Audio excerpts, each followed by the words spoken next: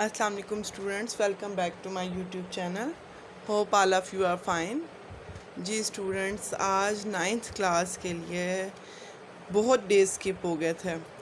अब रात के 12 हो रहे हैं तकरीबन। मुझे 9th क्लास की बड़ी शिद्दत से याद आई। 9th क्लास के स्टूडेंट्स कह रहे हैं, आप मैम आप हमें भूल गई हैं, आप हमारे लिए वीडियोस अपलोड नहीं कर रही।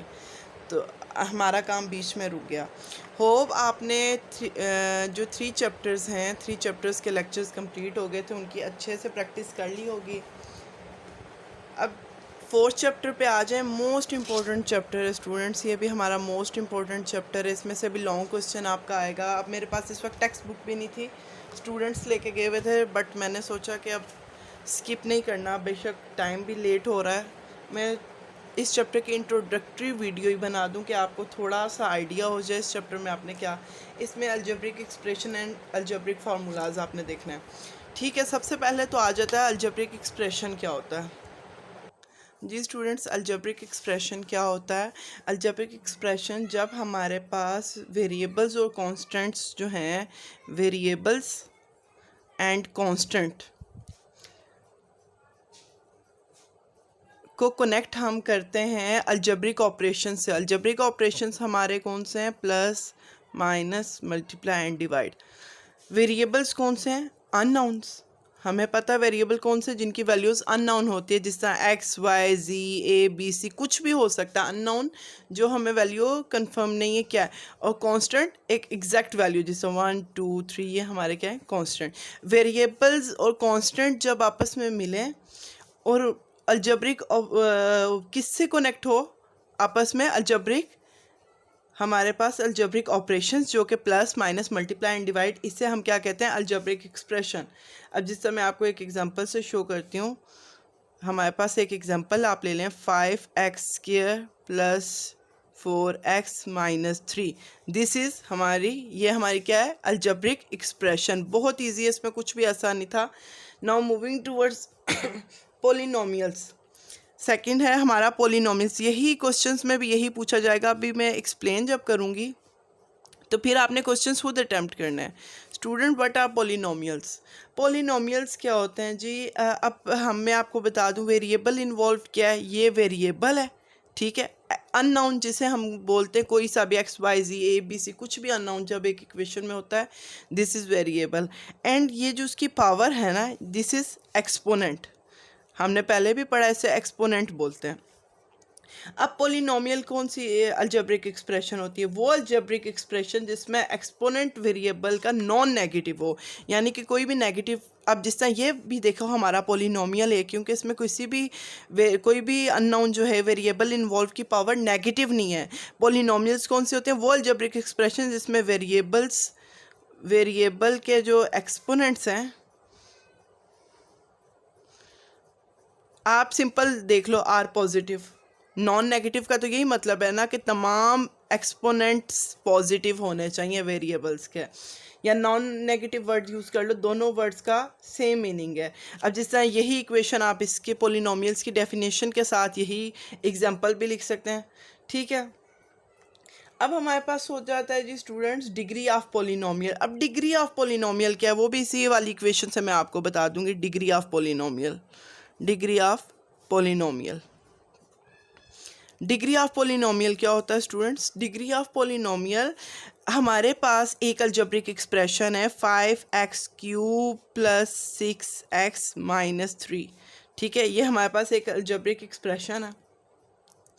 अब डिग्री ऑफ पोलिनोमियल, अब आपने ये नहीं करना इसकी वैल्यू, इसकी एक्सपोनेंट 3 है, इसका एक्सपोनेंट 1 है, 3 + 1 4, नो।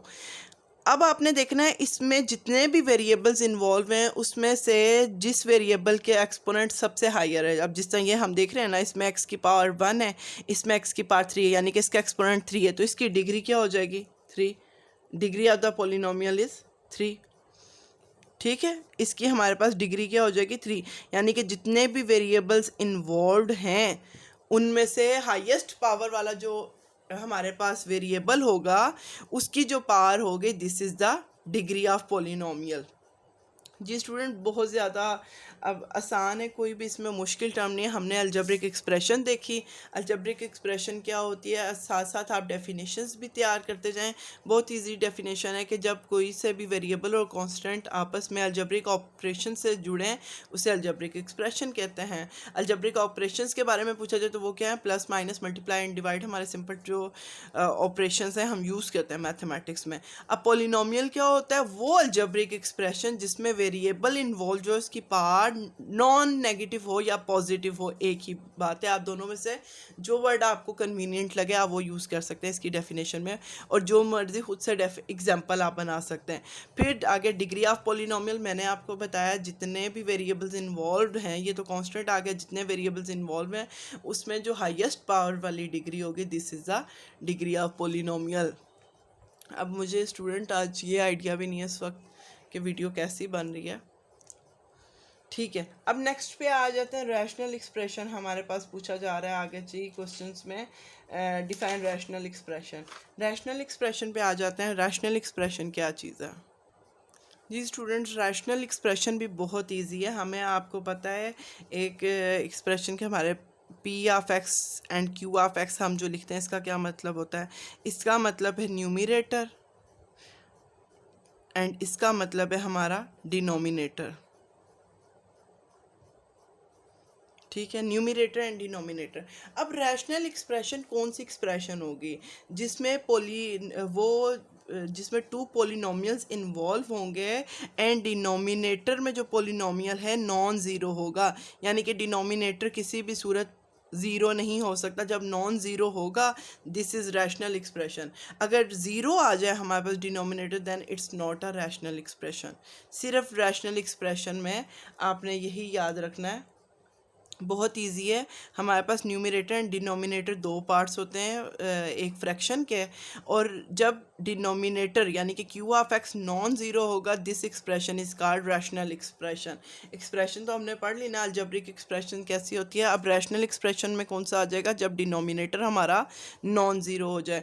जी स्टूडेंट, ये था इस चैप्टर का डेमो। अब हम जाते हैं इस चैप्टर के क्वेश्चंस की तरफ। क्वेश्चंस क्या कहते हैं जी, क्वेश्चन नंबर 1 है हमारा एक्सरसाइज 4.1।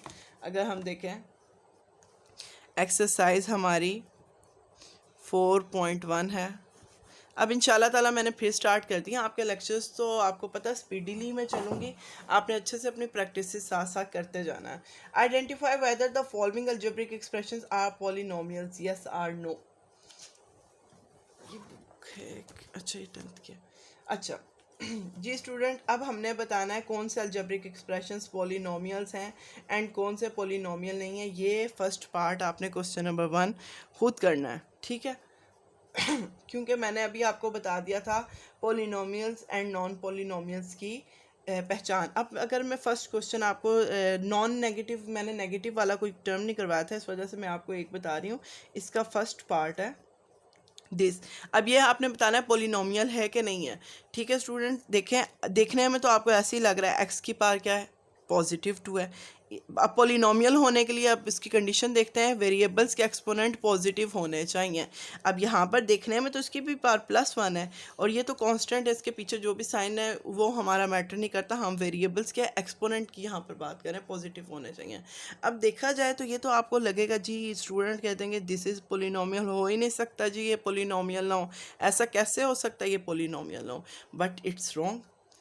हमें पता है ये डिनोमिनेटर में वैल्यू जब हम इसे सॉल्व करने लगेंगे ये न्यूमिनेटर में जाएगी तो इसकी वैल्यू क्या हो जाएगी, एक्स की पावर +1 है तो एक्स की पावर -1 हो जाएगी। So it is not a polynomial. इसका मतलब है जब हमारे पास डिनोमिनेटर में भी कोई वैल्यूज़ हैं वेरिएबल्स की और वो पॉजिटिव हैं, तो इसका मतलब है जब हम उन्हें सॉल्व करेंगे उन्होंने ऊपर जाना है तो नेगेटिव हो जाएंगे।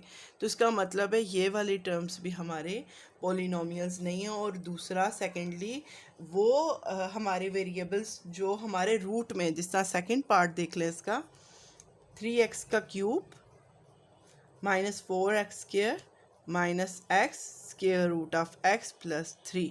अब ये देखें जी, जो हमारे वेरिएबल्स इन्वॉल्व रूट में अगर आ गए this is also not a polynomial. सिर्फ दो चीज़ें ये आपने याद रख ली, डिनोमिनेटर में कोई वैल्यू है और अगर उसके ऊपर पॉजिटिव साइन है।